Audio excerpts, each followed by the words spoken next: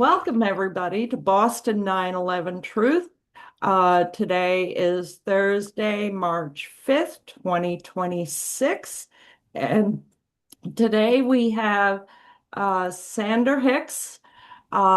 He is a New York-based author, publisher, and political organizer, best known for his early investigative work on the 9/11 Commission report. He has written two books critically examining the official narrative and has been a longtime voice in the 9/11 truth movement.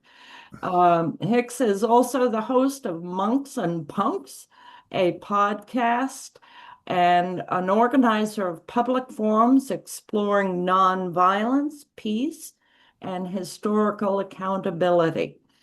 Drawing from Quaker traditions and a background in independent media, his work connects truth-seeking and moral courage and resistance to unjust war. Tonight, Sander will discuss revisiting the suspicious death of Dr. David Graham.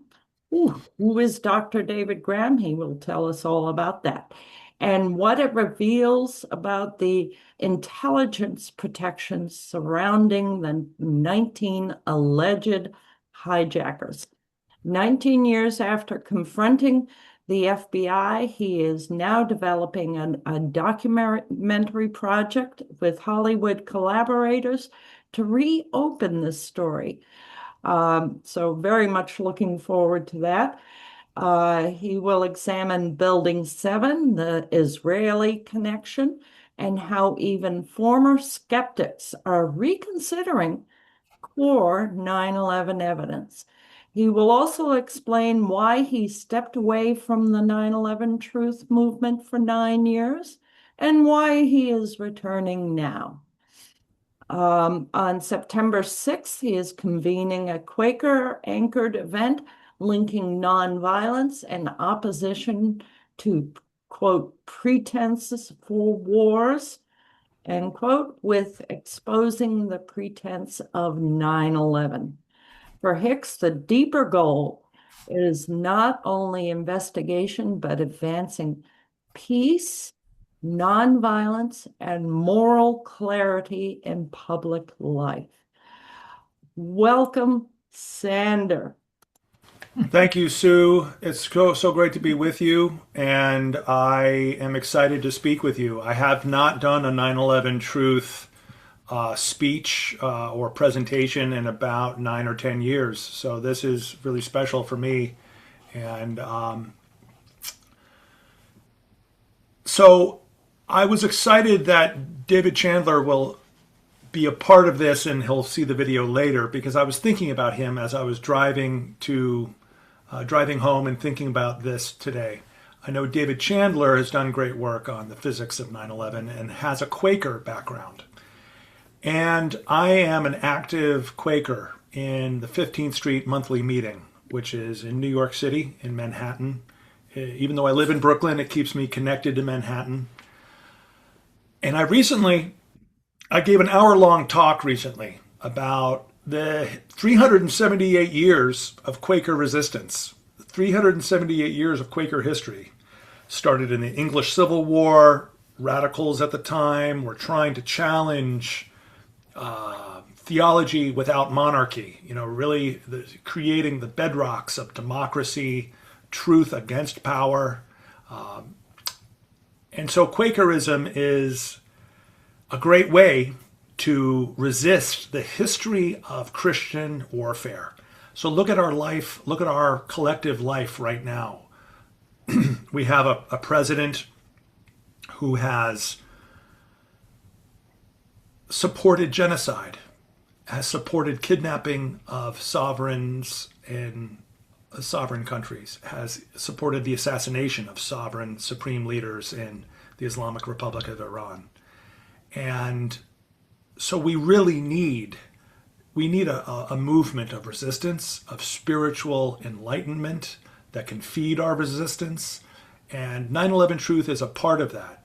And so I would say in my hiatus from 9/11 in the last 8 or 9 years, I would say that I have grown as a person. I've grown spiritually.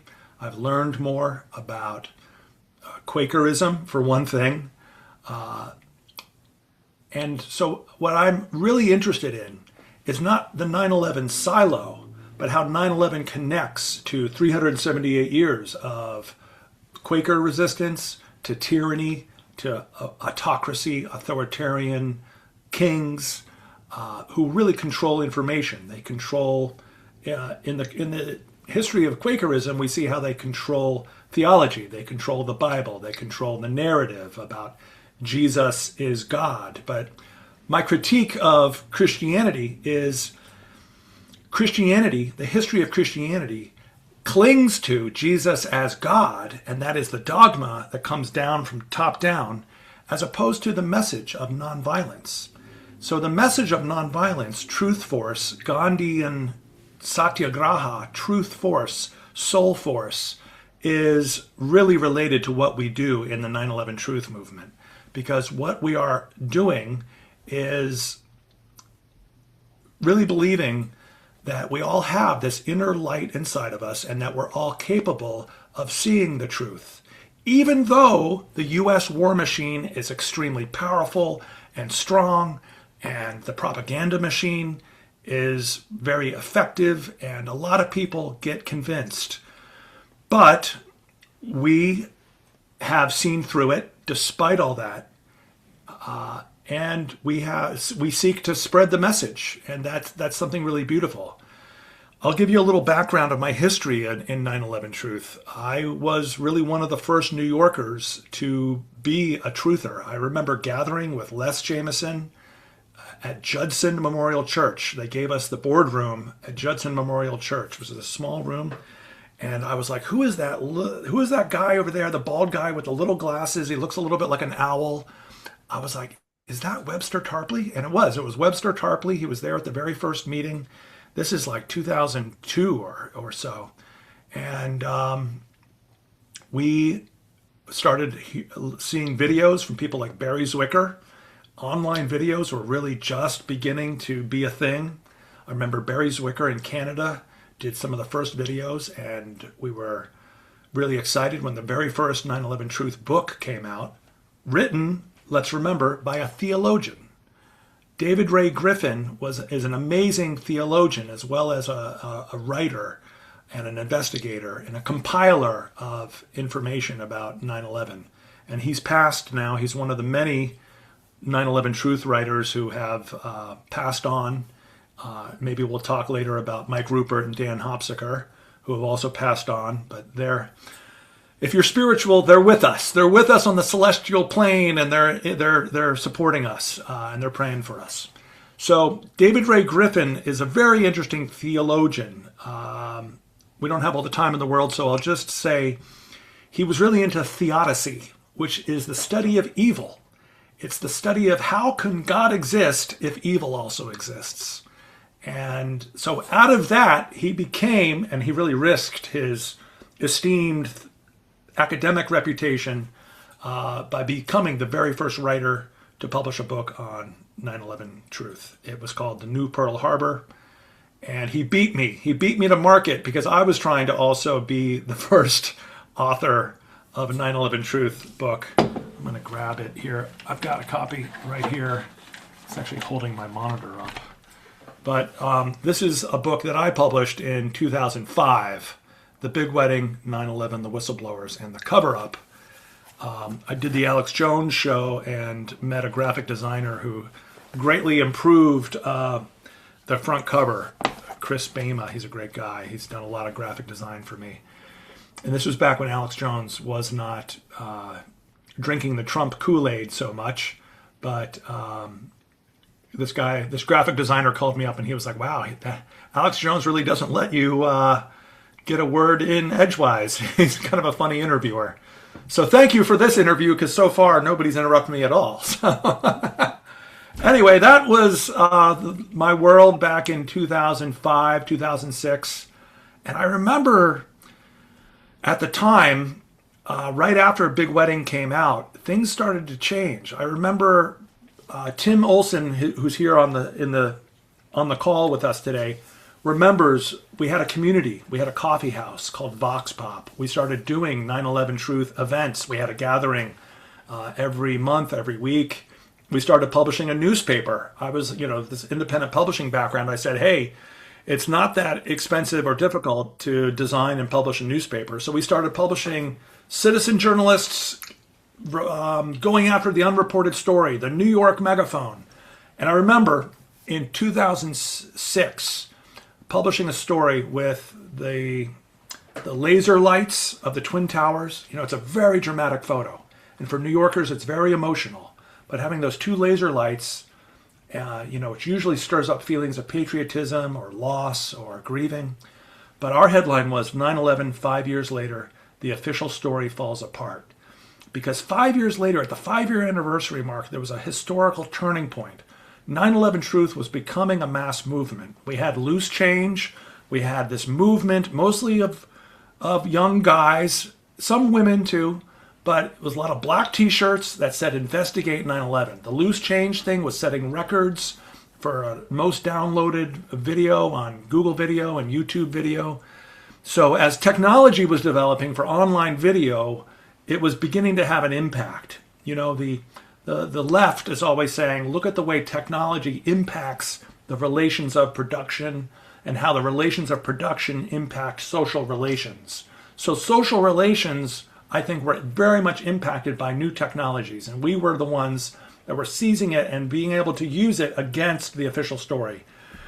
It bears mentioning that the 9/11 Commission report was also a watershed moment for the 9/11 truth movement, because it became obvious that the cover-up would be bipartisan. It would be largely accepted by the mainstream corporate media, and yet it would fuel our fire because it would show clearly the problems with the official story. And like the Warren Commission report with JFK, people have come to say, you really don't even need to read Mike Rupert or Webster Tarpley or Sandra Hicks. You can just read the 9/11 Commission report, and it has its own contradictions all by itself. Like when it says, we found that it would be very important to find out who financed the attacks, but we had some problems finding out who financed the attacks. So we have concluded that it's really, in the end, it is of little practical significance who financed the attacks. So that's an internal contradiction, and anybody who has half a brain can see the problems with that. And so to make a long story a little bit shorter, I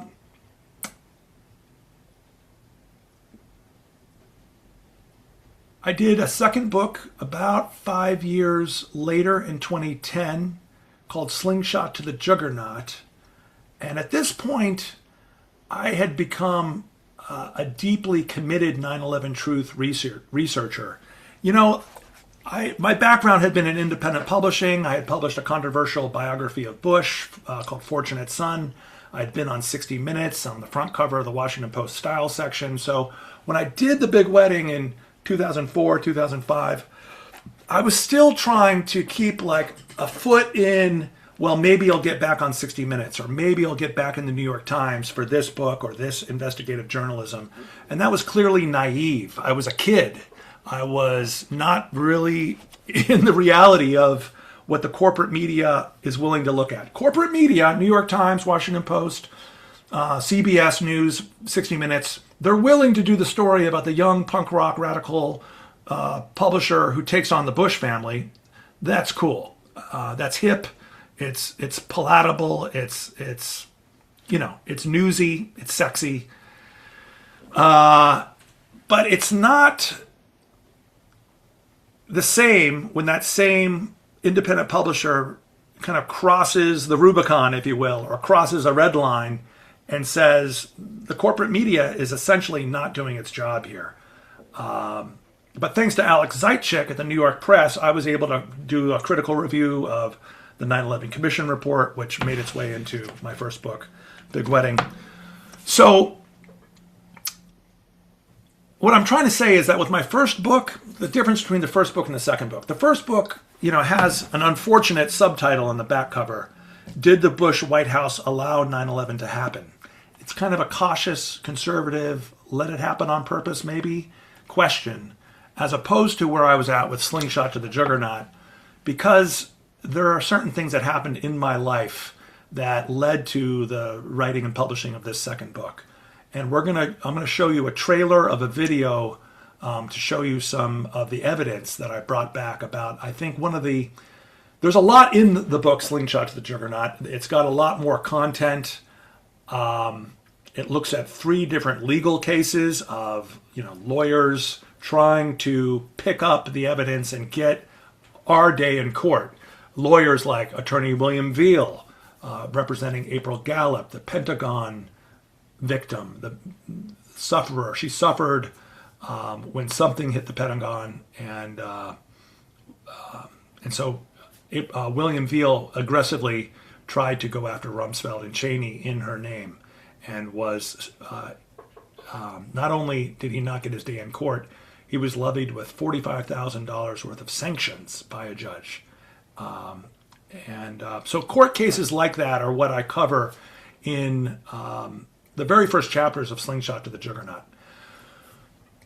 But the thing I really wanted to focus on in this book was original investigative journalism that I did about the killing of an American whistleblower. And going back to what I started my talk today talking about, I started talking about Quaker history.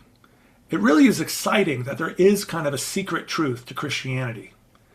And underneath all the dogma and the authoritarian Christian nationalism and the just war theory and the sanctification of war, all of that is the simple secret truth that Jesus didn't believe in any of that. Jesus didn't want any of that. He didn't teach any of that. In fact, he taught the opposite of that. He taught turn the other cheek.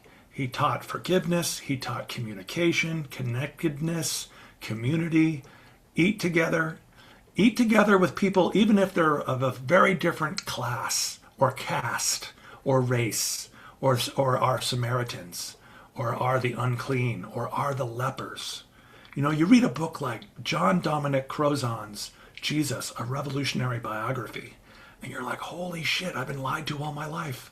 You think you've been lied to by about 9/11, about JFK, about RFK in 68, RFK Sr., or the MLK killing? Yes, you've been lied to about all these things, but you've been also lied to about Jesus. You've been lied to about Christianity.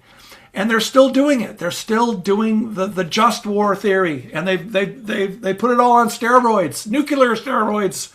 They look at the demonization of Islam. Islam is a beautiful religion. It's a beautiful religion about peace, about a deeper truth, about community, about appreciation for other cultures. I've traveled, thanks to my 9/11 Truth travels in 9/11 Truth. I met people like Kevin Barrett, and he helped me get to the Islamic Republic of Iran.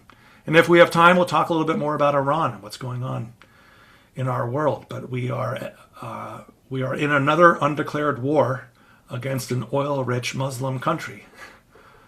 How did our oil get underneath their sand? I don't understand. So,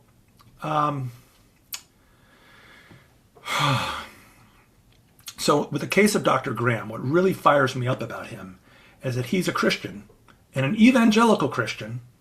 And believe me, I learned something about evangelicals. I learned that there are some of them that are truly wonderful, truly full of Spirit and Holy Spirit, and fight the power energy in the name of Jesus. And I'm not here to preach about Jesus. I'm not here to make it sound like I'm preaching about Jesus. But what really fires me up about David Graham is that he was fired up enough about Jesus that he kind of cultivated this fire in his heart. He cultivated his inner light, and that inner light made him unstoppable.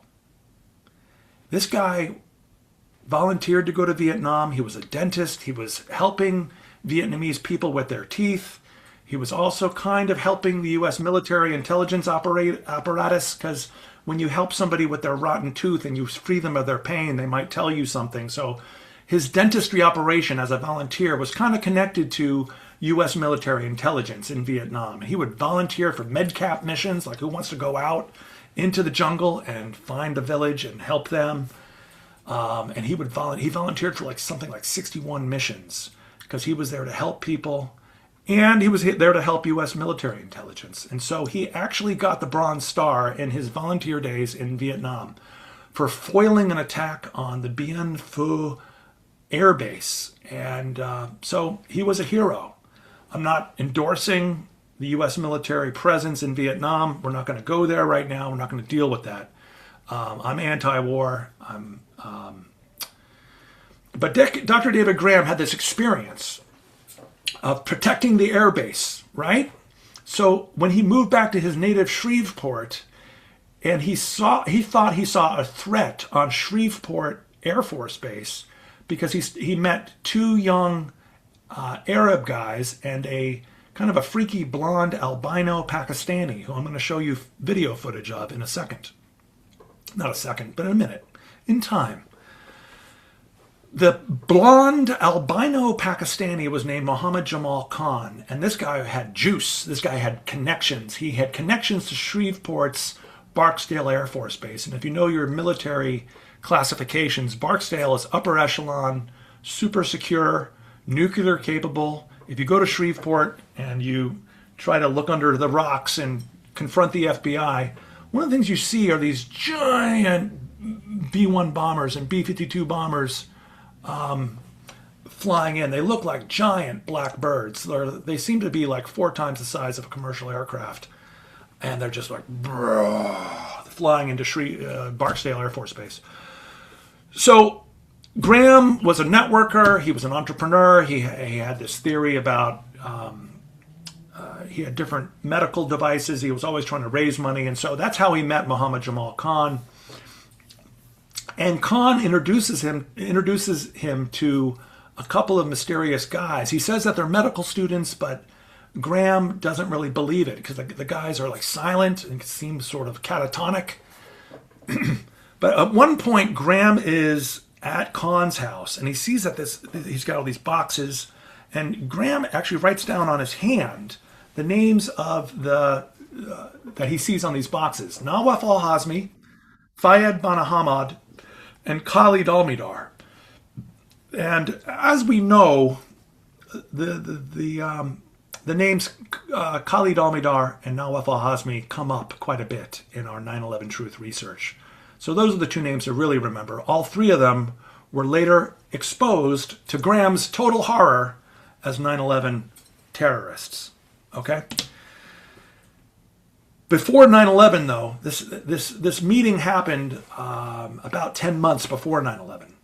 And Graham he sees how much access Khan, the handler, has to Barksdale Air Force Base. So he just starts doing everything he can to ring the alarm bells. He reaches out to his senator, Saxby Chambliss, I think his name is, his congressman.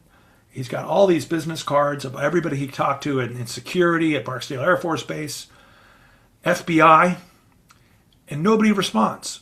Nobody does anything. In fact, the FBI threatens his life. And they say, you got to really start thinking about your health, Dr. Graham. Have you thought about your health lately? So then 9/11 happens, and Graham feels responsible. He tried to protect Barksdale Air Force Base, and now he feels guilty for not protecting the country. This is a guy who really is feeling 9/11 in a very deep way, and I relate to that. I was this publisher of the Bush biography, Fortunate Son, and I also feel the same kind of guilt because I was really trying to keep Bush out of office. I had a bad feeling that there would be more unjust wars, undeclared dirty little wars in oil-rich nations, and I regret to tell you that I was right. And so I did my darndest to keep Bush out of office from 1999 to 2001. In a similar way, Dr. Graham is feeling guilt, and so his work, his intensity, he was already intense, and he just takes the intensity up by a factor of 10, and he starts recording everything that he did. He creates a timeline. He has a scientific rigor This is a guy who was a dentist and he had medical training, and you can see it in his book, his unpublished book, the 9/11 Graham Report. He even drove to D.C. He met with people at the Joint Inquiry and the 9/11 Commission, the nascent 9/11 Commission. And again, if you know what we know about the pattern of federal protection that was given to the actors, kind of like a Hollywood agent pampering a set of actors who are given everything they want before their final act, then you know that Graham is not going to get anywhere with the Joint Inquiry or the 9/11 Commission report, or any of the officials from Barksdale Air Force, head of security, to local FBI. In fact, the FBI threatens his life again. And at one point, when he leaves for D.C., somebody shoots a bullet through his front window. So things are getting crazier and crazier for him. And on the verge of publishing his book, the 9/11 Graham Report, Dr. Graham was poisoned. He was traveling out of state in Texas, and somebody slipped a chemical into his iced tea. And there's an attorney down there who's still a friend of mine, Attorney John Milkovich, and he has his suspicions about who did it, and I think he's probably right. I met that guy. I went down there, and I tried to turn over every single rock I possibly could. I talked to everybody I possibly could. Graham died about 20 years ago. It's 2026, and this Graham passed around sometime in 2006, and I went down there in 2007. I went down there with a reporter buddy named Jordan Green, who did a story on this for his alt weekly in North Carolina called Yes Weekly. And I did it for myself and for my own New York megaphone, published some of my original writings about this. 911truth.org also published some of my material at that time. I can't believe it's 19 years ago. The time really has gone by. And I don't want to just talk about Dr. Graham, so I will say this. I'm going to show you a trailer now, or in a minute, or in a second. And the trailer shows just how careful and scientific this guy, Dr. Graham, was. He knew that it might be time to make the ultimate sacrifice, and kind of, I don't want to beleaguer you with a Jesus Christ metaphor that might seem overblown, but listen, I think Graham was so in love with Jesus that I think that he knew that it might be time for him to give up his own life. That's why he made videotapes. He swore in a Bible that he would tell the truth, and then he lured Muhammad Jamal Khan, the handler of the 9/11 hijackers, into his office, and they made a secret videotape together. So when I was down there in 2007, I got copies of these videotapes, and so at one point, about 15, 16 years ago, when I was living in LA, I made this trailer. And so we will look at it now. If I play a YouTube trailer for you, will you hear the audio? I think you will, yeah? Yes, I believe so. I think you might have to make sure that the audio is turned on. Okay. Let's see how it goes. Let's test it for right now. It's among some we hear Muslim. it. Okay, great. The music is kind of great. It starts with a black screen, and we're going to hear. It opens up with some powerful music, very modernist, pantonal music by Arnold Schoenberg. It's called Verklagte Nacht, a transfigured night. So the music, I feel, is one of the most powerful things about this trailer. And I'm just going to let it play. It's going to be, it's only 2 minutes and 31 seconds. I'm just going to let it play. I'm not going to try to talk over it.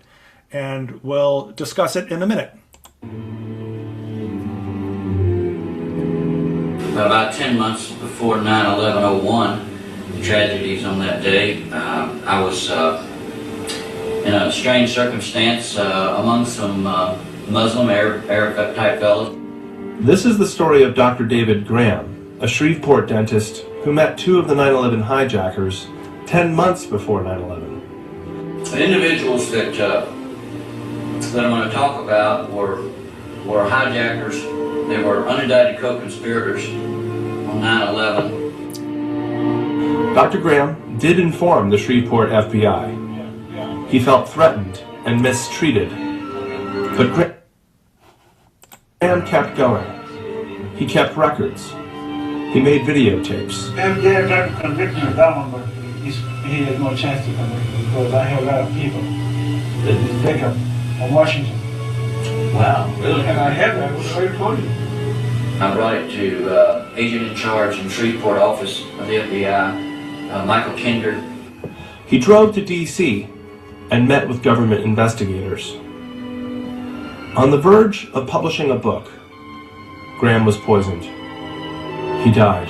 A whodunit that reads like a John Grisham thriller. It involves the poisoning death of a Shreveport dentist writing a book. Graham was poisoned on Memorial Day 2005 while traveling in a small town in eastern Texas. You're going to not believe this story. I mean, I hope you believe it because it's an unbelievable account of what happened. The 9/11 terrorists were in Shreveport in November of 2000.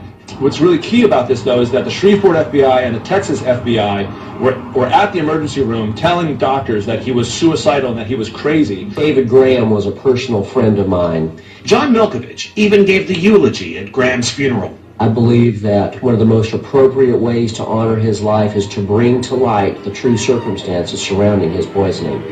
There has been much questioning about the Bush-Cheney 9/11 official story.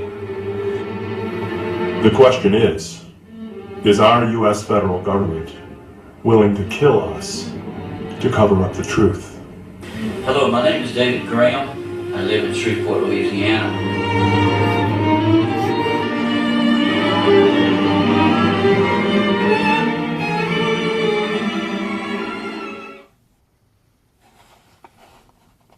Can you drop that link into the chat?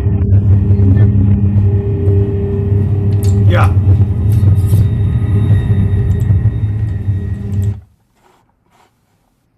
Love to. Sure. I'll put the link in the chat. I have a tear in my eye, and I feel very moved to share that with you. And I mean, I made that trailer 15 years ago while couch surfing in LA and having no money and being in a moment of transition, you know, smoking too much pot, drinking too much. And it's the movie I always wanted to make, and I haven't made it yet.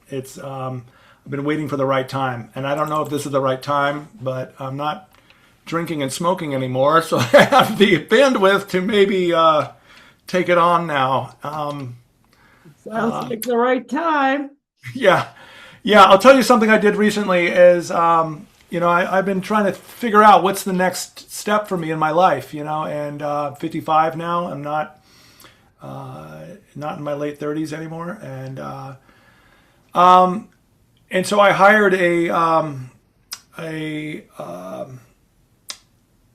possible collaborator, a possible executive producer who has some Hollywood connections, and there's some other people in my life that could help get this made. But really the question becomes, Dr. Graham, it's a great story, it's a great news hook. It's also a death that happened 20 years ago.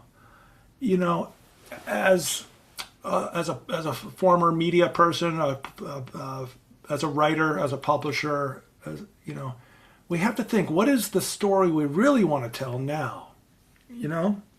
So, how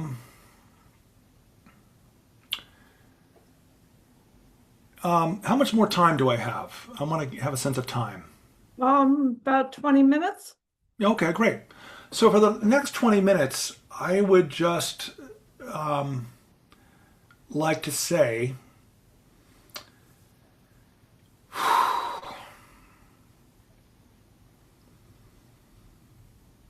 I'll tell you where I've been in the last 8 or 9 years. I mean, I have not been active in 9/11 Truth, but I have been active with the Democratic Socialists of America.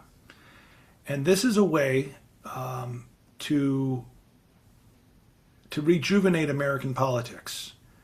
And they're not a 9/11 truth group. They're kind of neutral on that issue. Most of them are probably leery of it. Most people in the Marxist left or the post-Marxist left are leery of 9/11 truth because of its bad reputation, or maybe they think it's all anti-Semitic, or maybe they think it's just John Birchers and it's not. There's no overlap with the left. I would argue that there are great liberal thinkers like David Ray Griffin and others. Webster Tarpley, I believe, is more of a lefty than, he's like a lefty Catholic, actually. A little known fact about Tarpley. Michael Parenti was a leftist Marxist who just passed on, but was always up for a good, truthful conspiracy theory that destabilizes ruling class power. Some of the very first stuff I ever read about JFK, I read in a Michael Parenti book.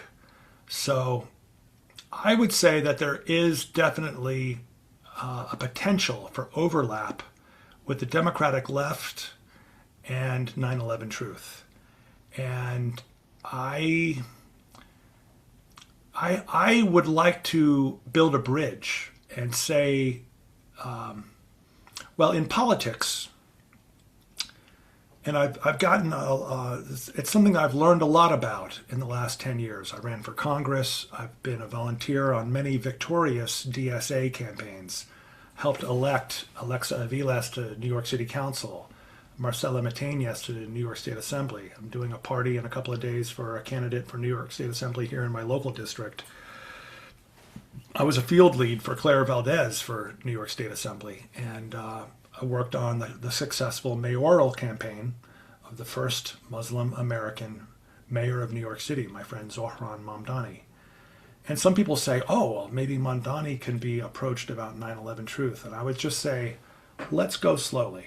This guy, I don't know if he's open to it or not, but in politics, there's an important thing everyone needs to know about. It's called the Overton window. An issue sometimes has a window, and if you try to force the issue before the window is open in time, in history, it'll lead to disaster. We know now, and I've been noting it, the changes in the landscape. And thanks to architects and engineers for 9/11 Truth, and thanks to lawyers for 9/11 Inquiry, we know that Senator Ron Johnson has called for a new investigation based on Building 7. We know that Tucker Carlson has done a 180 and has apologized for attacking 9/11 Truth people in the past, which doesn't really help you with the Democratic left, unless you also add that Cenk Uygur of Young Turks recently came out and is also linking interesting revelations in the Epstein files and Ghislaine Maxwell and the Shadow 9/11 Commission and what does this mean, and Edward Epstein, and some very interesting 9/11 connections in the Epstein files. You could also argue with the Overton window that the Epstein files themselves take what was once a taboo topic and make it possibly ready to go through the Overton window. Maybe secrecy and ruling class power is on the agenda now. I would argue that the whole election of Trump, historically, without going off on a speech about Trump, I'm open-minded enough as a historian to say we could take a step away from judgment and just say the election of Trump shows a hunger for anything but politics as usual. And Trump himself at one point promised to investigate how the towers came down and said he was a builder and said he knew that the towers couldn't have come down that way. And I know that architects and engineers got together with other groups and had a somewhat quixotic effort to reach out to the current president, and it doesn't sound like Trump is on our side right now. And that's unfortunate. I don't think Trump would be an ally to the movement. It doesn't seem wise to further try to get Trump to be an ally of the movement. in my humble opinion. But if there could be a bridge to the Democratic left, the people who know how to win elections, and the people like us in the DSA, and the people like us in the Working Families Party, Communities of Change, all the grassroots progressive groups, if we could somehow make a connection to this level of inquiry and say that it's not about trading information only. It's not just about feeling good about, have you seen the video of Building 7 or not? It's not just about that. There's something more. There's a world to win. There's a world to save. This movement can be linked to the moral high ground of being part of the social movement that ends war. What if we were part of a mass movement, a global mass movement that ended war? The United Nations is obviously too weak. We need some kind of global mass movement around peace, nonviolence, and truth. And what if we were able to link Gandhi and Martin Luther King and the historical Jesus and George Fox, Dorothy Day, and all of these great people that are critical of corporate capitalism and try to articulate a vision of peace. You want to talk about make America great again. It would be really great if America didn't look at the past, but looked more towards the future and said, what if America led the globe in peace and nonviolence?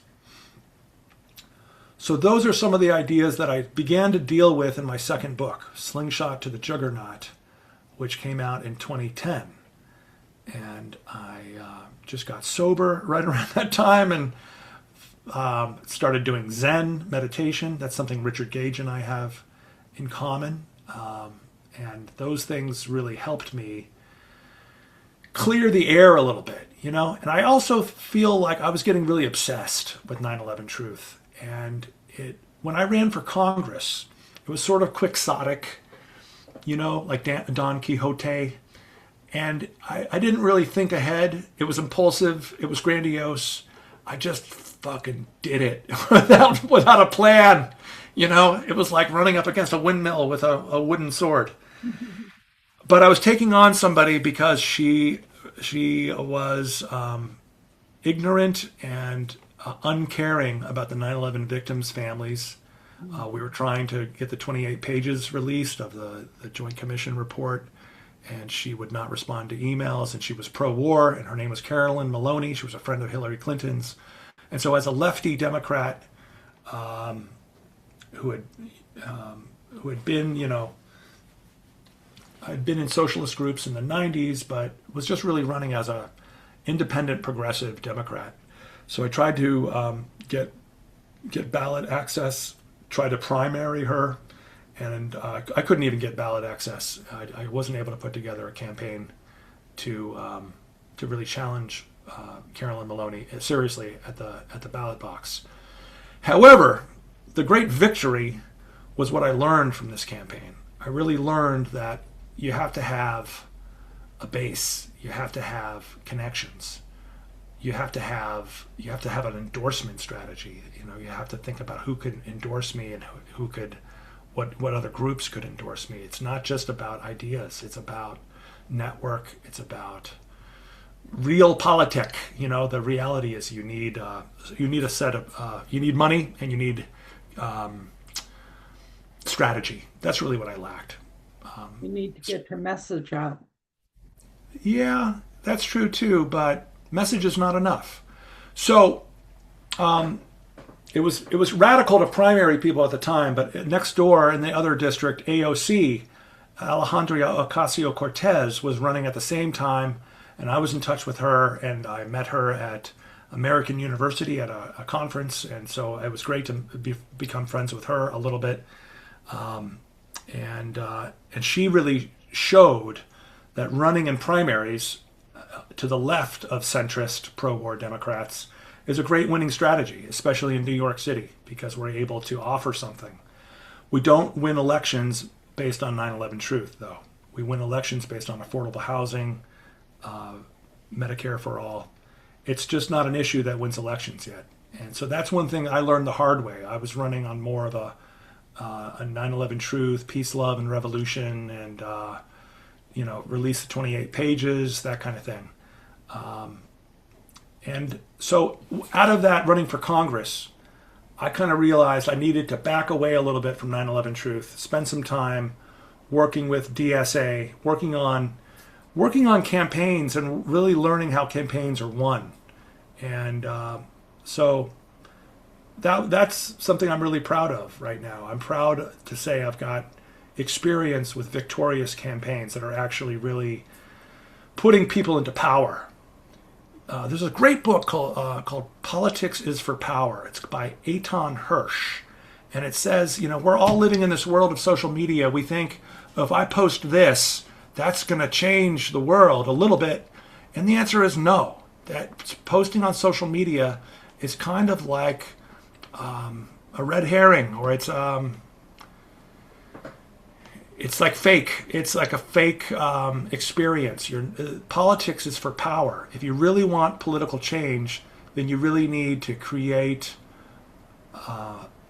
You really need to help people get elected. That can help pass legislation and help change policy, help change public policy. And that's something I'd like to bring into 9/11 Truth. I would like 9/11 Truth to think about that. Like, how do we actually put a candidate into power? Rather than ask corporate centrist candidates who have never really stood up for something as bold and taboo shattering as the truth about 9/11. If they haven't stood up before, then it's very rare to find somebody like Senator Ron Johnson who is willing to stand up. I mean, that's sort of part of why we have never really found anybody like Ron Johnson until last year. I see that people are making comments in the chat. I haven't really been looking at the comments. I've been just sort of focusing on my own train of thought. But we can look at comments in a minute. But all right, I'll dive on this one. I just see elections are stolen, not won. I disagree. Not all elections are stolen. We have a good system here in New York City. And I know it for a fact that elections in New York City are not stolen, because I've seen underdog candidates that the centrist system, the system of people that are not really interested in a politics of change, I've seen these candidates win. Look at the way Zohran Mamdani took a social agenda of free buses, freeze the rent, affordable housing. He's going to build 200,000 new units of affordable housing. That's what wins elections. So don't give up on elections by making a very prejudicial, general, broad sweeping statement, elections are stolen, not won. I'm sure some of them are, but are all elections stolen? Obviously, that can't be true. Scientifically, if you make a broad slogan like that, it obviously can't be true. Some elections are stolen, but I think in this country, I think people like the underdog, and people like it if somebody is charismatic, has a great smile, and really substantially offers people something like affordable housing, like integrity, So obviously, we've got the truth on our side. 9/11 Truth has the facts about Building 7, about the constant, the pattern of protection. Really what Graham was running into was not just a bunch of bad FBI guys. He was running into the federal protection on Khalid al-Mihdhar and Nawaf al-Hazmi. Graham was running into the fact that they were living with an FBI informant in San Diego, the fact that they were protected by protected from able danger by Pentagon higher-ups. The same guys, Khalid al-Mihdhar and Nawaf al-Hazmi. My friend Joe Trento, the writer, Secret History of CIA, Prelude to Terror, he told me that he personally has connections in global, international, and domestic intelligence that told him Nawaf al-Hazmi and Khalid al-Mihdhar were agents of Saudi intelligence. So that gives you a level of, okay, so it's a collaboration. This is why 19 different intelligence agencies were warning us about the attacks before it happened. And we were one of those intelligence agencies that knew about it before it happened, because it was a collaboration with agents of Saudi intelligence and etc. So there was a level of federal protection, and that's why these guys had access to Barksdale Air Force Base. God knows what kind of meetings they were having at Barksdale. But that, I think, is my 20 minutes. And I could look at the comments. I stopped doing comments. I had to look at all your comments, or we could take questions.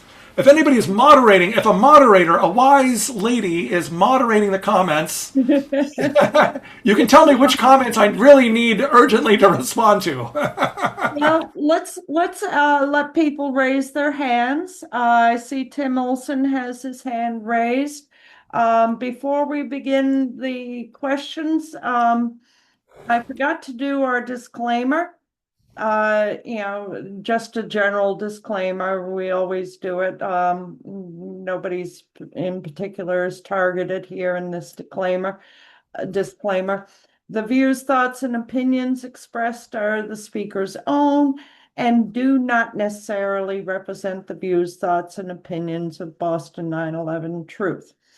So that being said, that's it in a nutshell. It goes on, but that basically says it.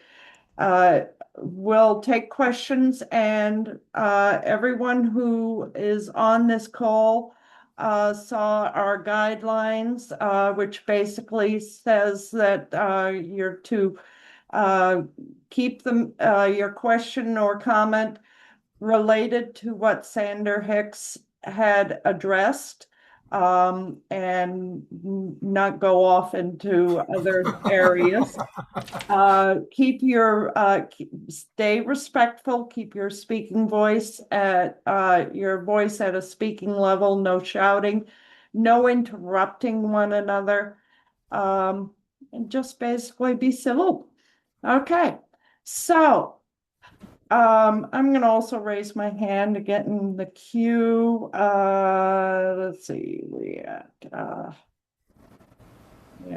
there we go. But first we have Tim Olson. Go ahead, Tim, unmute yourself. Hi, Sandra, good to see you. People just coming on later, me and Sandra go way back. Just goes to show you, if I move to New England, because we're aligned on certain areas, we're going to see each other again, of course. Beautiful. It's beautiful. Yeah. I was going to make a comment about Ron Johnson and then tie it into a question I have, which is a similar question to what I asked the last speaker. Ron Johnson, my view, is very open-minded, right? He's not only working on 9/11 Truth, right? He's very open-minded to, quote unquote, the health freedom movement, the Kennedy type stuff, right? Regardless of how you may view it, other people in DSA or 9/11 Truth may view that. It comes with a certain level of open-mindedness. And as far as I can tell, it's not really risking him politically, unlike Thomas Massey, who is him and MTG, and his collaboration with O'Connor is very much responsible for getting the 3 million of the however many Epstein files we have actually released, right? And so my question is because you talked a lot about the left, the DSA part of the left that you're on. So I have certain views about what's going on with the left, and you could tell me if you agree or expound on it where you think I may be off. But it seems to me that much to the left, now whether was a conspiracy possibly by the government to do this, much to the left has been distracted by identity politics issues, right? And has lost a lot of the original focus on working class issues, right? And that ties into Trump, right? Right. I mean, like, I forget which union it was. They couldn't come out with an endorsement of Trump, but they didn't back the Democratic Party in 2024, right? Which is almost the same as backing Trump, practically, right? And so, we could, me and you can talk about Trump for hours. It's a totally, different. Good. It sounds like you're getting to the question. This is good. Yeah. The question is, to what point degree do you feel that the left has been, sort of propagandized to not look at certain issues, to make the Overton window this small, right? Those, I was talking to the last speaker about the difference between democracy now and the gray zone, right? Where there's so much confusion about, oh, what is this gray zone thing? And there was a moment in time where Wikipedia said it was both far left and far right, right? And so in my view, it's not so much left versus right, but establishment versus anti-establishment, right? And so what I saw a lot of what happened during COVID is that the left particularly became all of a sudden out of nowhere, I mean, regardless of views on COVID, very much pro-pharma, right? Because that was being well, you keep on going into kind of more of that issue, which is really not the focus of our talk today, but I will respond to a very interesting thing that you said about the affordability crisis and how the left perhaps has lost touch with the working class, and that is something that I can definitely speak to. Well, I'm more talking about the Overton window, and Tim, we got a lot of hands. We're supposed to wrap up at 7:30. We got a lot of hands. I apologize. Go ahead. Yeah, you're right. Yeah. Go ahead. I mean, you're not going to get me to endorse RFK about that's not what I'm not. Good. I don't want to go there.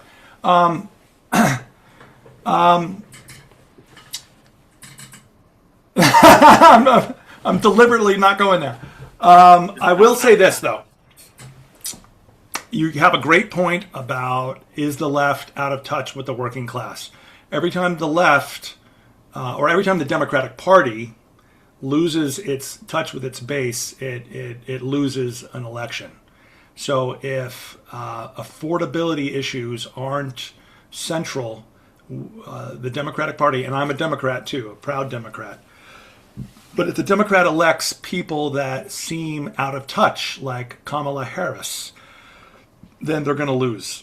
And it's a tragedy because Kamala Harris would not have assassinated the supreme leader of Iran or done all these other illegal, brutal, violent things that are going to lead to much suffering in the American working class, because I don't want my 20-year-old kid to get drafted and go fight in Iran. And but I do have a son who's 20 years old, and you know him, Tim. Coleman's 20 years old. He's in the philosophy department at NYU right now.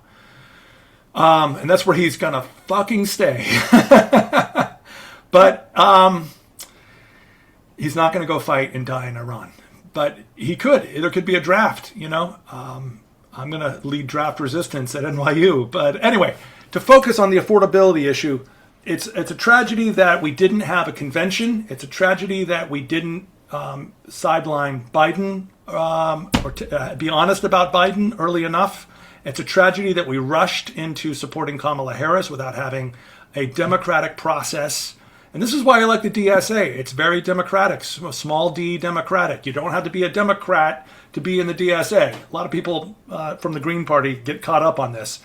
The DSA is grassrootsy democratic, and we actually do have really important local elections inside our own organization. So, and in the case of Zohran Mamdani, when we gave him our endorsement, we did that because he asked for it, and we had an internal election. And I voted to endorse him because I knew him. I knew he was a fighter for Palestine and a beautiful human being who had a huge heart and a huge love of humanity, and was willing to risk his neck for human rights in Palestine.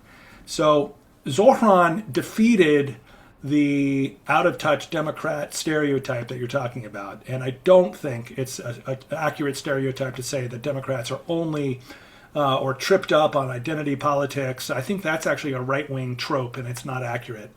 Zohran defeats all of that because he says, really, we win elections if we address affordability. We ask people, you know, one of his famous YouTubes is he went out to the Bronx and he was on the street talking to people. Hey, did you vote for Trump? Why did you vote for Trump? I just honestly, I'm not going to debate you. I'm not going to tell you you're wrong. I just want to listen. How radical to have politics be about listening. You know, we're always talking at each other and we don't pause and listen. Speaking of listening, let's go to the next caller. That would be Mike Cook. Go ahead, Mike. Unmute yourself. Hey, Senator. Hey, Michael. Good to see you again. Good to see you again, too. Um, to like keep up with the time and everything, does it hurt anything if people are posting on social media? I have folks I'm connected with that monitor this stuff very closely, and they say everybody's talking about it. Everybody's talking about 9/11 truth. Everybody's talking about all the conspiracies, and it's becoming acceptable. So I would advise you to not. Yeah, no, it's cool. It's a 25-year anniversary, and it's great if people are showing more interest in what is Cenk Uygur saying, what is Tucker Carlson saying about 9/11. It's a huge about face for a mainstream. People should talk about it. My only distinction with the book Politics is for Power is that it makes this really sharp distinction that social media, posting about politics in social media is very different than gathering signatures and getting a candidate on the ballot, and then volunteering to knock doors until your legs are super sore and you feel like jello because you believe in that candidate. Yeah, and like you've knocked so many doors and you've actually talked to people and you've gotten people off of their screen and talking to a real human being about, hey, are you registered to vote? Do you know when the primary election is? Yada, yada, yada. And so that book really turned me on because a lot of us spend so much time doom scrolling. We get caught up in just doom scrolling and looking at Twitter or Blue Sky or whatever, and we think that we're politically engaged. But I would challenge that. That's all. But hey, we got a huge opportunity in front of us. The 25-year anniversary is big. I want it to be as big as the 5-year anniversary was. Because when I showed up at that 5-year anniversary at Ground Zero, and there was like a ton of guys, like 200 people, guys and girls, but mostly guys, wearing these black T-shirts that said "Investigate 9/11," and it was no longer the patriot. It wasn't no longer dominated by U.S. flags and jingoistic patriotism and pro-war energy. It was suddenly a skeptical, critical energy, and that's the kind of thing we could do in the 25-year anniversary. I would agree with you 100%. Absolutely. Yes. Awesome. So, Sander, we have 6 hands raised. So we're obviously going to run over. Is that a problem for you? No, it's great. We'll cap it there, though. Okay. All right. Will do. Fran, you're up next.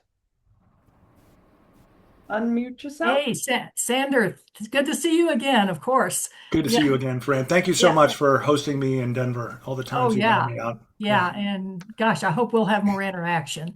I want to get a synopsis of your understanding about David Graham. And then I have 2 specific questions related.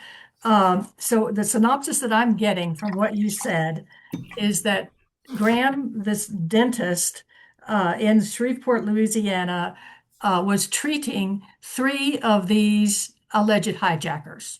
Not exactly, no. Okay, correct me along the way. Okay, I'll correct you along the way. So he met the handler of these guys. Jamal. Because he Mohammed Jamal Khan, last name is Khan, like Wrath of Khan. Yeah. Okay. Who bragged about a family connection to bin Laden. This guy was connected up the wazoo. Okay. So, if you think about bin Laden's connection to CIA and Bush family, you get a sense of the connections I'm talking about. So, how did he meet Khan? He met Khan because he was looking for an investor in one of his schemes. Graham was coming up with all kinds of schemes. I think it was like an all-natural toothpaste. Yeah. And then continue. How did he meet those? And then Khan introduced him. I think he was at Khan's house, or Khan came over, and he had these young guys with him who he introduced as medical students. Yes. That were studying medicine in Shreveport, which didn't make any sense at all to Graham, because they didn't seem to speak English or really be conversant. Okay, and then he became suspicious of these so-called medical students, Not right away, but I mean, yeah, but he didn't like start calling the police because they didn't speak English. They were talking about getting a box truck and the access to Barksdale Air Force Base, and so those two facts raised a red flag. He knew about Oklahoma City enough that box truck and U.S. Air Base didn't seem to add up in his. And there's the access that Khan had to the air base. Khan was acting like doing sexual liaisons with like women and men on the airbase and setting up people on dates and maybe more than dates. So there's kind of like a sex thing. Like Khan was kind of setting people up on romantic liaisons, effectively some kind of pimp. And Khan also had a criminal history and was just. Khan is really, I don't even know. If you study Khan's life, it's really amazing. When he was in one of his deportation hearings, the judge actually explicitly says, we're going to settle this case around this crime, this petty crime, but we reserve the right to prosecute you in the future for the attacks of 9/11. Oh, what? It's fucking crazy. Really? Yeah. They actually say this in a public court record. We do not. Yeah, we're settling this crime or this case. We're settling this out. Yeah, I just recently reread this because I think I recently reread that in the John Milkovich book. In the video that I showed you, you see my friend John Milkovich, who later ran for state senate and won. And but he's such a crazy anti-vax guy that he had a huge backlash, and so he lost for state senate. So there, I'm throwing Tim Olson a bone that John Milkovich agrees with you about the anti-vax thing, even if I do not. But so John Milkovich gave the eulogy at Graham's funeral, and is this beautiful, fight the power Christian evangelical guy who will pray at the drop of a hat and is very connected to God and the spirit of truth. Anyway, so I think that's in the Milkovich book. Milkovich also did a book about Robert Mueller, and mentions Graham and draws heavily on my work, but he has one or two facts of his own. So David Graham becomes suspicious of both Mohammed Jamal Khan because of all his strange liaisons and his access to the Barclay. Is that what it is? Barksdale Air Force Base. Barksdale That's the Air main. Force Base. That's the main important thing. If you remember no other names, I would say the connection Barksdale to the Air U.S. Force military, Base. upper echelon. And since he knows about Oklahoma City bombing, he's becoming suspicious. And these so-called 3 medical students, they want a box truck, so he's becoming suspicious of these guys, and so then he tries to inform the FBI. Is that the next step? Yeah, and Secret Service. So he tries to inform the FBI and the Secret Service, and the FBI gives him threats twice. Yeah, watch out for health. Yeah. I left out an important detail. In 2007, I went down to Shreveport and looked up the FBI agent. I couldn't find the FBI agent, so me and Jordan Green just decided to go to the FBI field office. And by the grace of God, the guy who comes to the front desk to kind of get rid of us is Special Agent Steve Hayes, the one that had actually firsthand experience in this whole cover-up and probably murder. And I thought he'd be cool as a cucumber and just get rid of us like, G.I. Joe, Mr. Stereotypical CIA, sunglasses, stoic. I'm from D.C., so I know the stereotype, right? But this guy was just kind of almost losing it. He was just like, he had like a tremor. He just was so clearly angry and guilty, feeling guilt, feeling shame, and you almost want to pray. You almost want to pray for somebody like that. Like, God, you seem to be in your own personal hell. And and eventually he said, call security, and he chased us out of the office, and we didn't want to go to Guantanamo. But good for you, Sandra, for doing all that investigation and traveling down there.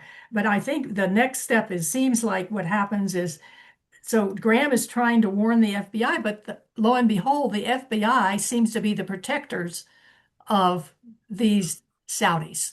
let me tell you that when I interviewed Hayes, I They said, seem to be the protectors. absolutely. In fact, Kahn may well have been an FBI informant. Right. Because I asked Hayes, was Muhammad Jamal Khan an informant? And he just like paused. And then he said, we don't discuss informants. Right. But no. Right. And borrowing a line from Michael Moore, I said, I'll take that as a yes. Yeah. And he said, because remember, Michael Moore said, in Fahrenheit 9/11, he said something along those lines. And so Hayes was just like, we're done, get out, basically get out of here. Mm-hmm. So then what happens? The FBI gives them 2 warnings. Better watch out for your health, because they're basically the protectors of these guys, the ones he's trying to warn. And just tell me if I'm getting this right. And then, lo and behold, in a small town in East Texas, he's poisoned. Is he poisoned? Is it suspected he's poisoned by the FBI? He thought so. And the FBI, this is going to sound like a smoking gun, and it's almost too crazy to be true, but it is true. The FBI showed up in the emergency room in Texas and said, and this is something I got from Graham's son, who's also named David Graham, who didn't want to really contribute very much to the investigation that we did. But his son did say that the FBI intimidated the anesthesiologist and said, like, why are you trying to save the life of a man who tried to kill himself? Oh, really? Yeah. Oh my God. Yeah. Wow. And that's something else I confronted Hayes about. You can see the transcript of the conversation in my book, Slingshot to the Juggernaut. And, okay. Then the 2 specific questions, thank you. I'm trying to get the gist of this whole story. Yeah. The specific questions I have. Joe, somebody that you know, wrote a book on the CIA. Who is that? Trento, Trento. Prelude to Terror is a really good book. Oh, Prelude, that's his book? Yeah, Prelude to Terror. He also wrote Secret History of the CIA. Oh. But I think Prelude to Terror is a better 9/11 book. It's about the privatization of intelligence. Okay, and then the next question related is the 3 hijackers are Saudi intelligence agents. There's some. That's what he said. Yeah, that's what he told me personally. He told me that personally. Who said that? Trento. Oh, Trento. Okay, so we just have hearsay on that. We don't have anything else but hearsay. No, that's not hearsay. I would say, as a publisher, that's a source. You have a source. A source is well informed.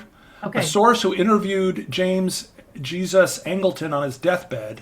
Yeah. And got Angleton to say that he was expecting to go to hell. That's one hell of a frickin' scoop. All right. And so that's a source. Okay, should we move on, Sue? Yeah, move on. Thank you. Yes. All right. Thank you, Fran. Thank you for your investigative rigor. Yes, thank you. Thank you, Fran. Thank you. Yeah, we do have other questions, and two of our questioners are in across the pond, so it's pretty late for them. I want to go straight to Holy shit. first. Oh my God. Yeah. So Jerry, you're up next. Hi, Sandra. Hopefully you can hear me. Yes, I hear you loud and clear, Jerry. Great. Thank you for your talk. Yeah, I got quite nostalgic for the early days of the 9/11 Truth movement, and in particular, around 2006, it was very like a Overton window was opening, wasn't it? There was real. It felt like that, and I would like just your views on. I feel just now, with the guy from the Young Turks on the left, Tucker Carlson arguably on the right, that window's opening again. And do you think?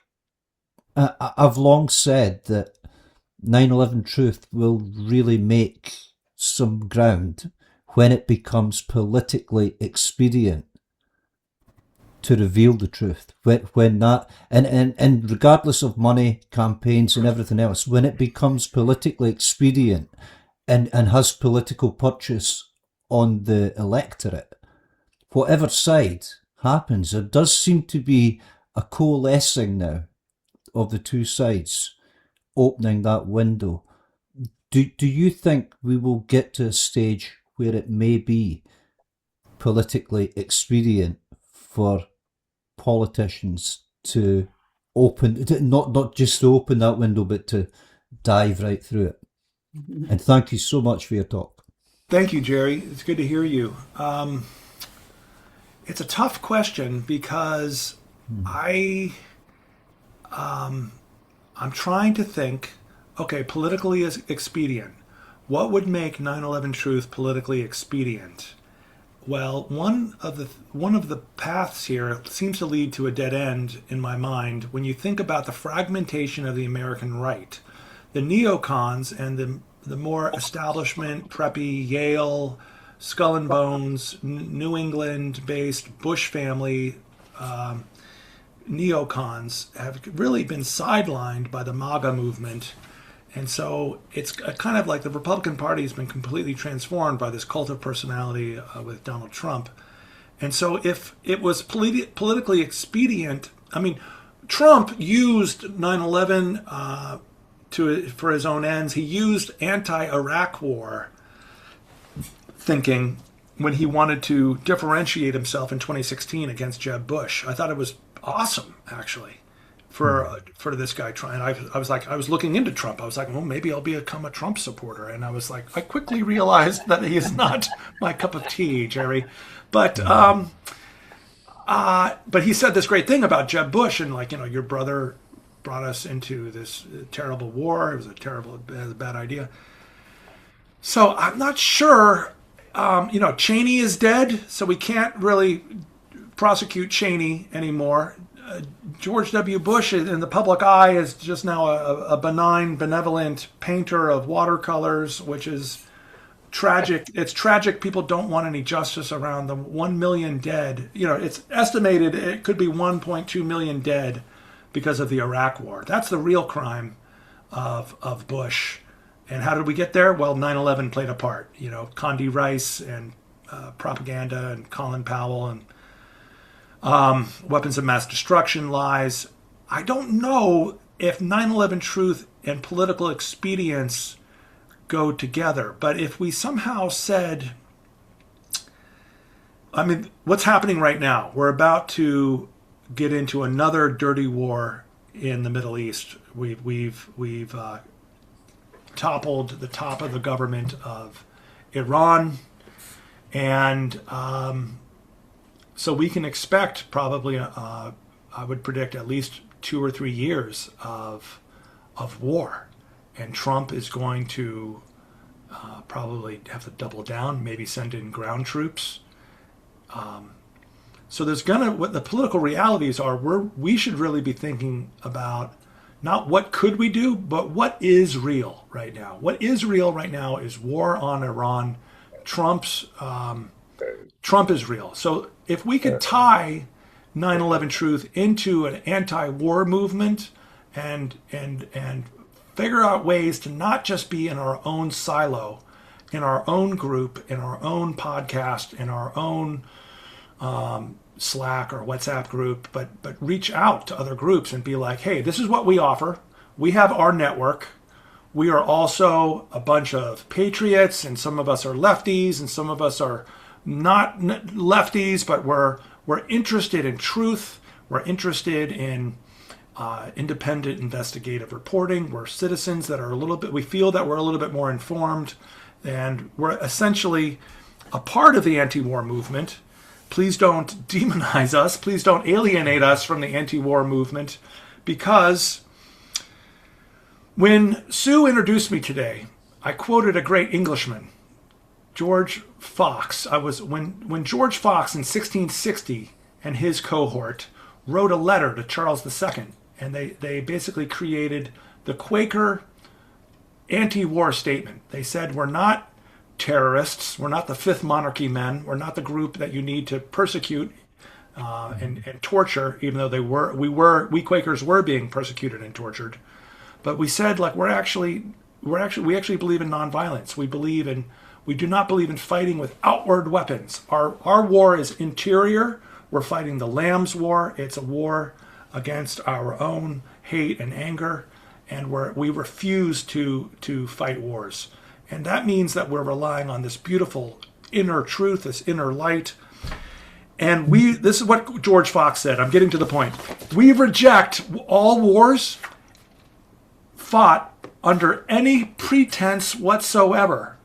And so I think as a Quaker, I could relate my Quaker world to my 9/11 truth world with that word pretense, because it seems like Fox was aware that wars are fought oftentimes for lies.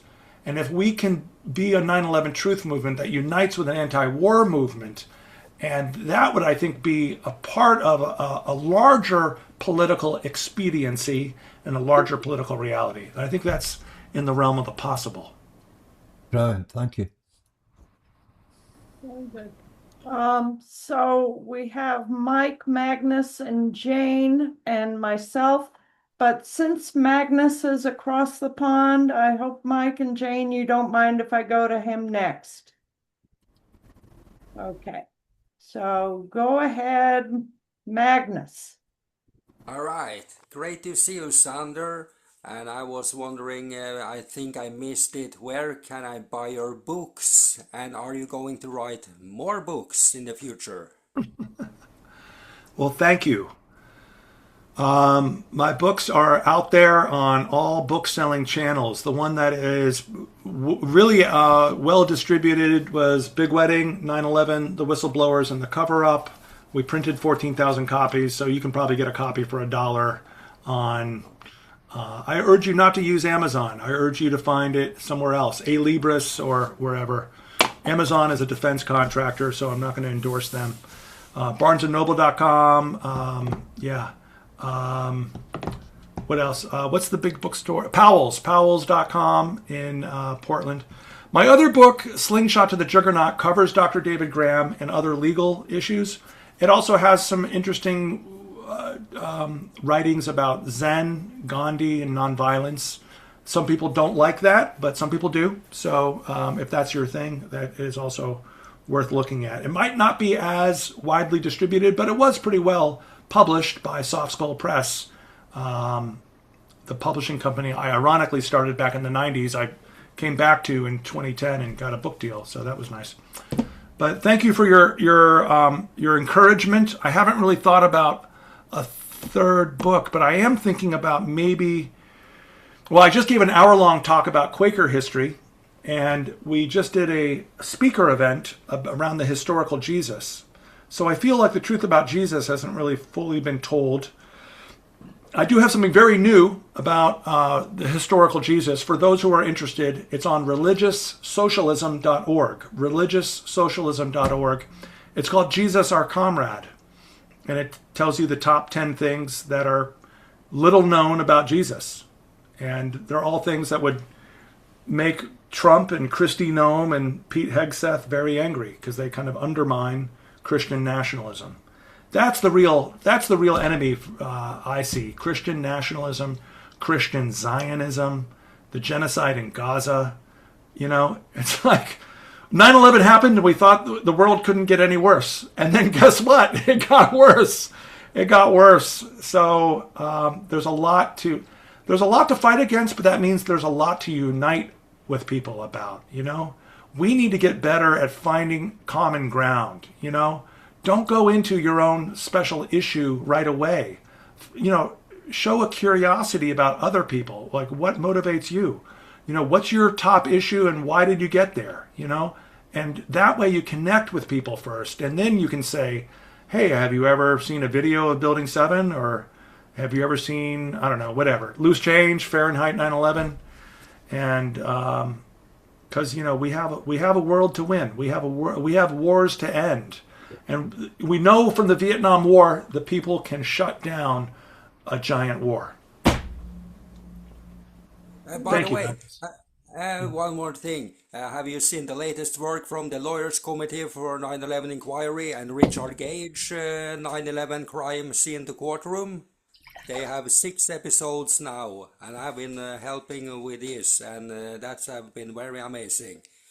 So great. You can look at that. I will make a note of it. I will look at it. I just talked to Richard Gage on the phone the other day. Oh, great. I will be very fast. Last thing. Since you are a meditator, I have one question to every meditator I'm meeting. Did you have any bad spirit between October 2016 and January 2017? Because I woke up to 9/11 in 2016 and I am also a Reiki practitioner. But during October, I realized what should I do with my music and readings and all the stuff I'm working on. So I just collapsed actually and ended up on the hospital and said that I am not worried about my health, but about 4 years. So I was sitting home and doing 9/11 research for 4 years and suddenly contacted Sandra and Jean in the 9/11 Truth Movement and sent them everything I found. And that has been a very great 10 years from now. So I Wow, just wanted great. to let you know because you're a meditator. Thank you, brother. Namaste. All right. So next we have Mike. Go ahead, Mike. Yes, I was kind of surprised at your comment regarding fraudulent elections, since it was a fraudulent election that got Bush elected in Florida that brought us 9/11. Right. So, I didn't say they were all. Yeah, exactly. That's a good point. Sure. yeah, and then you also talked about the neocons, and you immediately named Cheney and Bush, but you left out the real neocons, the founding neocons, such as Michael Chertoff, Richard Pearl, Dov Zakheim, Larry Silverstein, Ehud Barak, who visited Epstein 39 times. And then also Judge Hellerstein, you left him out. I think we need to really get away from being politically correct with 9/11. And my question to you is, in one sentence, could you just summarize your purpose tonight? And then I'll ask my second question. Whoa, that's a tough one. Can I use ChatGPT? Just kidding.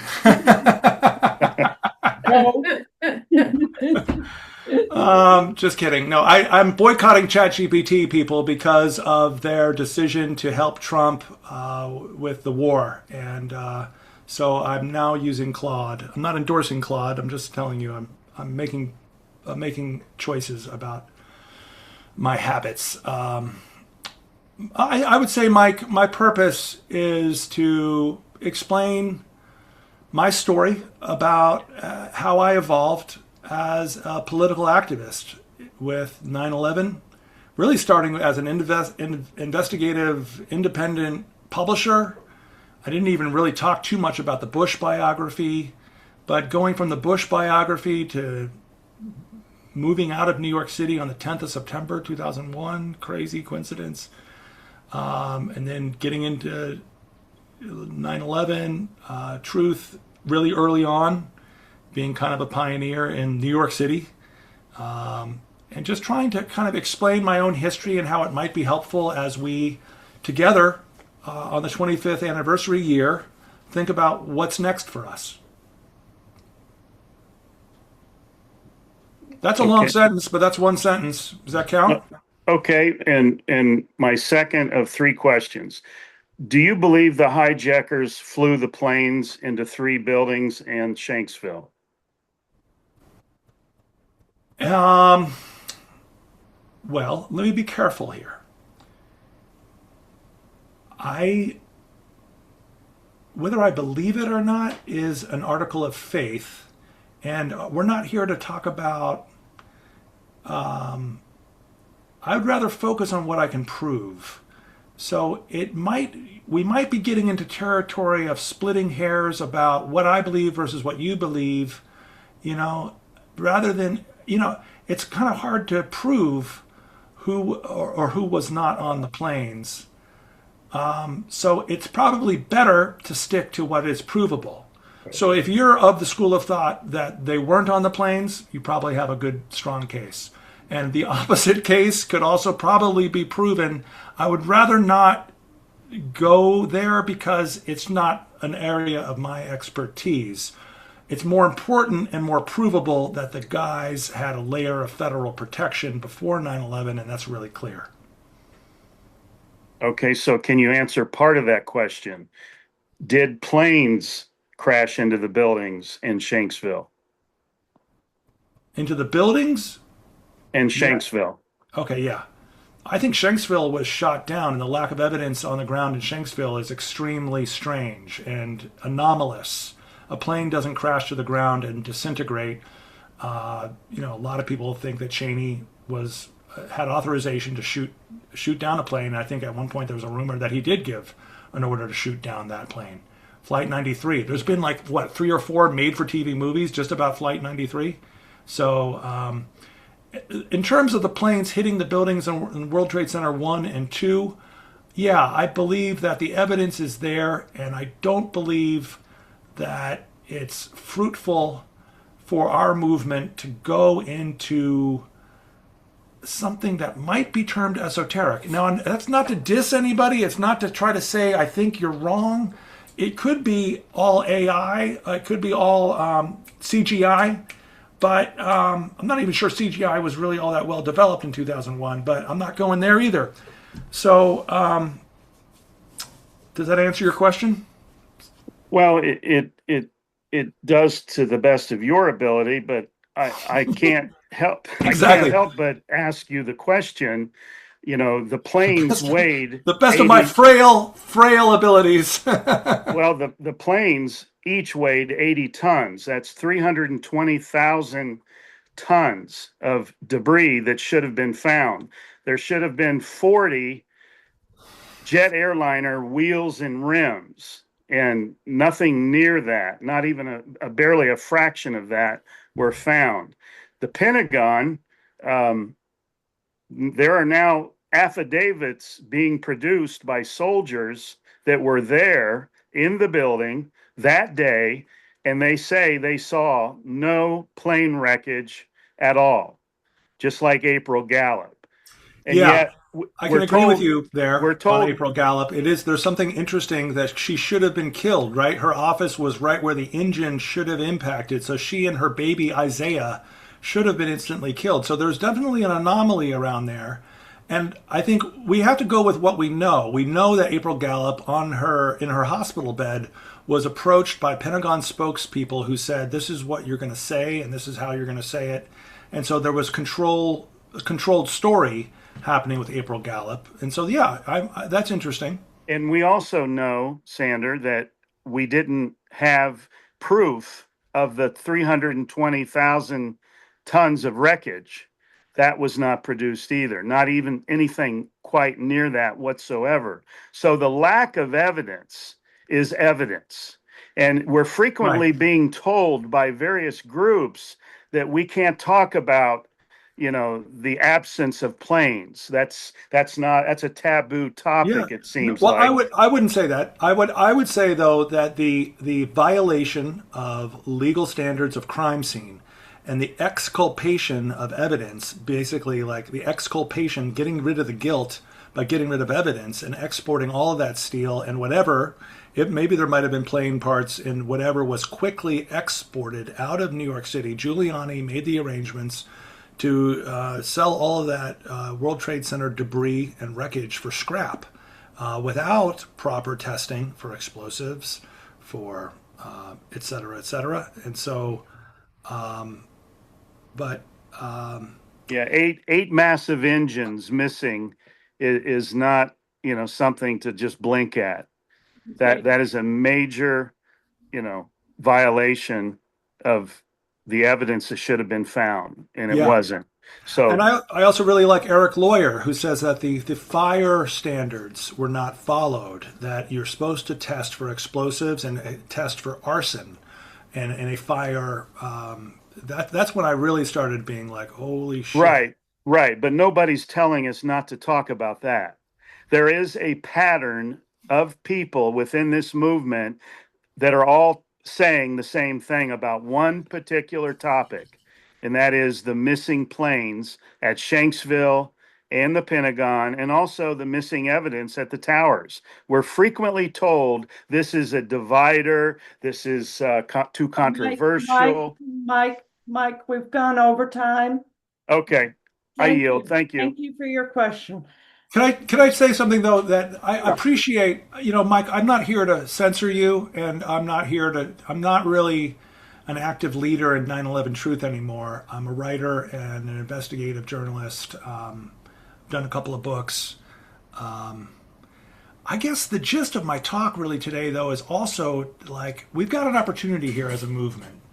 You know, think of 9/11 Truth not as a club, not as a club of people that like to talk or fight amongst themselves, but what if we were more like trying to reach out to the world and be a part of a larger movement that's really trying to change things, you know?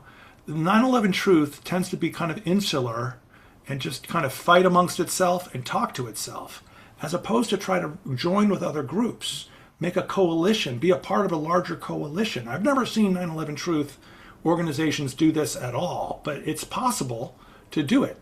Like Well, we just did. Sandra, you need to visit us Tuesday night at Truth Action Project. That's what we've been doing for months. And I urge you to check us out Tuesday night, 8 p.m. Eastern. But please elaborate on the 25th anniversary goal. What do you think it should be? And I yield. I'm sorry. Thank you. It's okay. No, I used to work for Truth Action Project. I was the New York City coordinator with a whole bunch of people. So it's interesting that that name even comes up. I didn't know the Truth Action Project was still around. So that's great, Mike. I'm glad to hear it. What could be the 25th anniversary goal? Well, what about an open letter to Mayor Zoran Mamdani?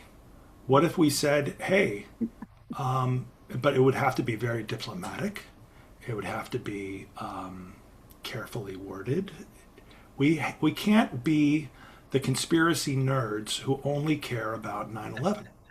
We have to be the people who, motivated by the truth about war, about 9/11, about the possibility for peace, we're motivated by the possibility that war is obsolete, and that's why they have to use these pretenses to motivate us for war, whether it's Gulf of Tonkin, Pearl Harbor, Battleship Maine, the Kuwaiti incubators. We see the pattern.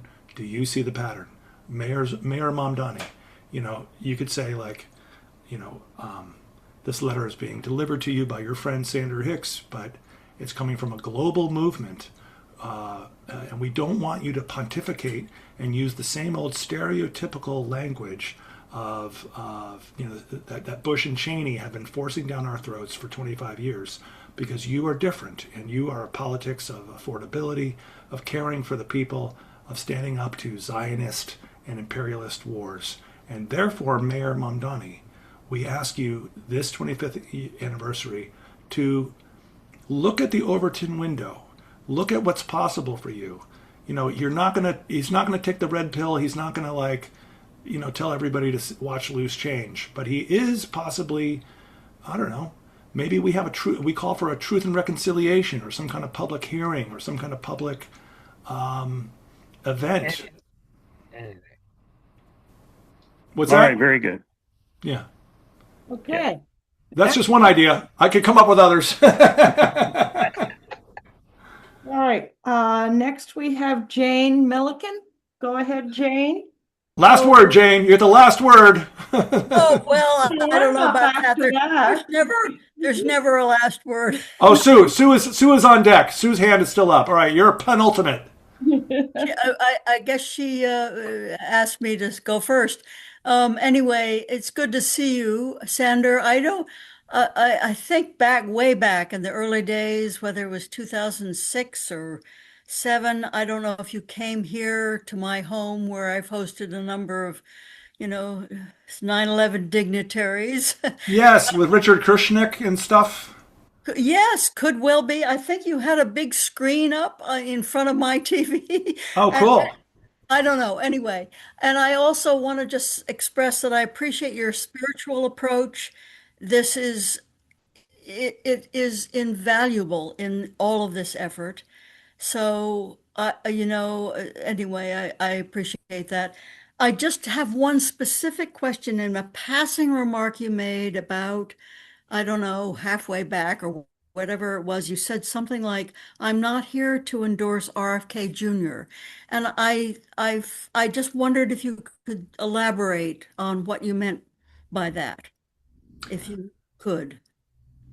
Well, I have Or friends if you here on the call who, and we have a difference of opinion about this Yeah. issue. Although I don't know if Tim is still here. I think maybe Tim got Can off. I say something? Oh, wait a minute. Tim is here. There he is. Sorry. No, it wasn't my intention to make that question about Bobby Kennedy. I was more wanting, and we don't have to, I don't have to ask the question here. I'll call you another time, Sandra, and we can talk because Yeah, it is getting late, people. I have a wife. I have a wife who loves me. Because we talked, you've been mentioning it a lot, I'm sorry, I Sandra, need to. about I need joining to. movements.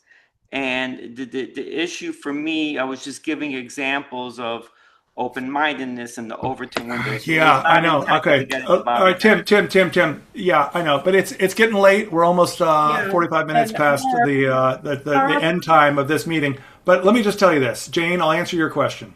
Okay, thank you. Yeah. Although it is not 9/11 related I and know. wasn't part of your topic. So I I- really kind of didn't want to go there. RFK Jr. has nothing to do with 9/11. I don't think. But you did say we can respond to anything that the speaker has said. So that's what I'm doing. All right. Okay. Yeah. Well, if I don't think this is an issue that can unite people. I think it's kind of a non-starter. It's we're supposed to be people of. All right. Personally, I know. We've got to figure out issues that really can unite people, and try to not give people a reason to say no. And I don't think the science is on the side of the Secretary of Health and Human Services. I don't like the way he got the job, the political horse trading and the betrayal of Democratic Party politics and kind of selling his soul to the devil just to get the job. That's Machiavellian. Mike Zarzano asked me about the neocons and who was the first neocon. I would say Leo Strauss and Niccolo Machiavelli 500 years ago. These people that talk about amoral political machinations and putting power first. So the way that RFK Jr. came to power is, I think, out of integrity and to reduce measles vaccines for children has resulted in the deaths of children. That's not an issue that's going to unite the American people and help people take another look at the credibility of 9/11 truth. It's political poison. I would just say that he has, I think, a very genuine, let's say, interest, not just interest, commitment to the health of our nation. And I think we're going down a very slippery slope for Boston 9/11 truth. Okay. Because we have a lot of people on this call who think vehemently on opposite sides there, and I see this not going anywhere good. Thank you. Thank you for moderating. Let's just say this. Politics is the art of the possible. Mm-hmm. Politics is the art of the possible. So if we really want truth about 9/11 to come out, we want a new investigation, we want a congressional hearing, we want a New York City mayoral investigation, then we want the mayor's office to do hearings, then we've got to kind of choose our issue and stick to it. Choose your message and stick to it. You can have controversy and put it aside. You can say we can deal with this other controversy later, but right now we're going to be like Zen monks. We're going to focus on this message and stick to it. Because I'll tell you something. I'm trading videos with Ted Walter, who I know from New York City Truth Action Project back when it used to be New York City Can. He's been And one of our guests. yeah, he's great. Yeah. I love him. And he sent me something of Joe Rogan talking about Building 7. And I was like, ooh, I didn't know that. That's interesting. And then he's talking to a guest. Joe Rogan is talking to a guest who says some very interesting things about Building 7. Sounds like a very rational person. And then he also is a flat earther and talks about the flat earth. And I'm like, oh my gosh. And so I was like, Ted, did you, that was great he was great on Building 7, but did you watch, after 20 minutes, the guy talks about flat earth and Rogan's like,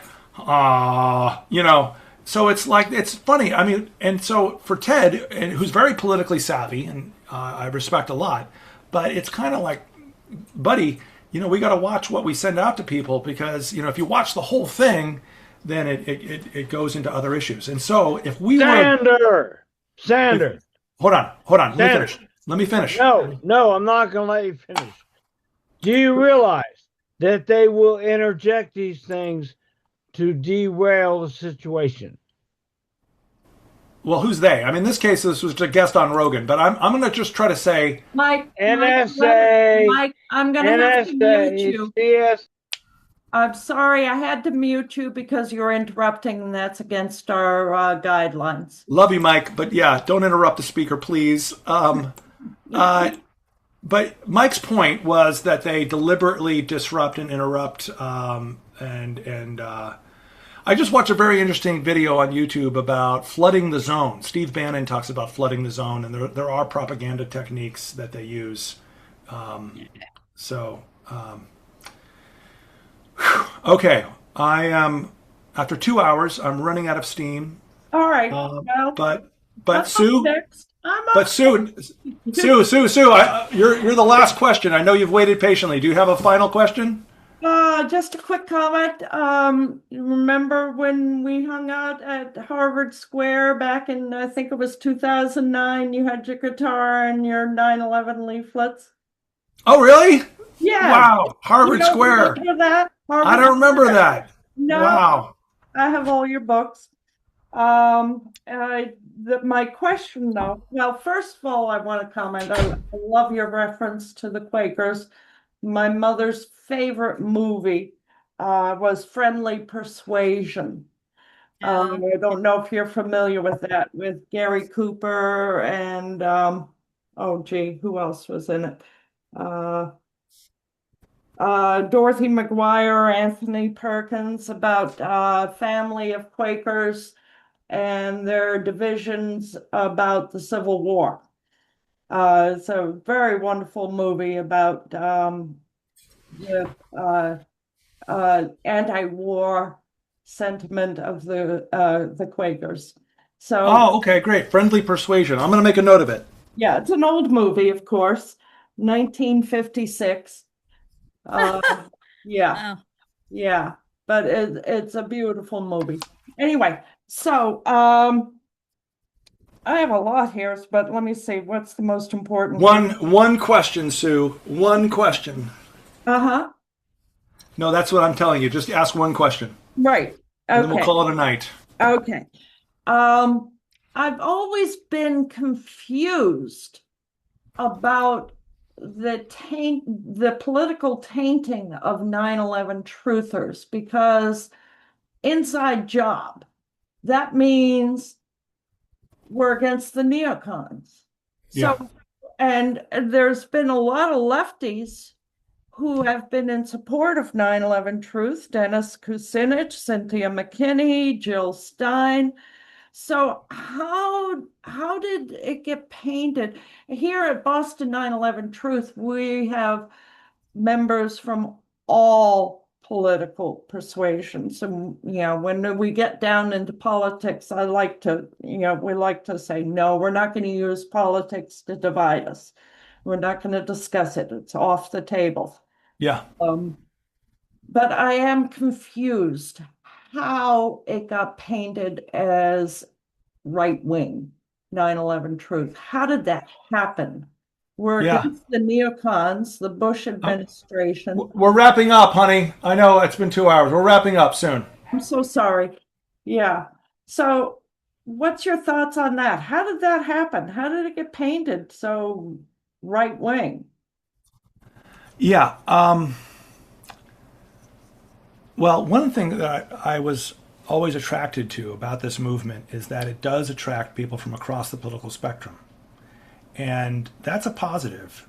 If you're like a really ideological leftist, it's not a positive. But it is a positive if you're a social movement student or you're just interested in how social movements change things. Because it's rare that a social movement draws from right, left, and center. And so that's a unique contribution and is not necessarily a bad thing.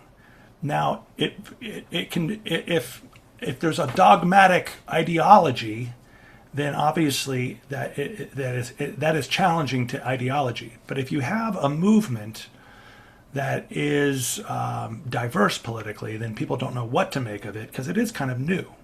So, and I'm talking as somebody who's been a partisan of the DSA in the last 8 or 9 years, and I still am in the DSA, and proudly so.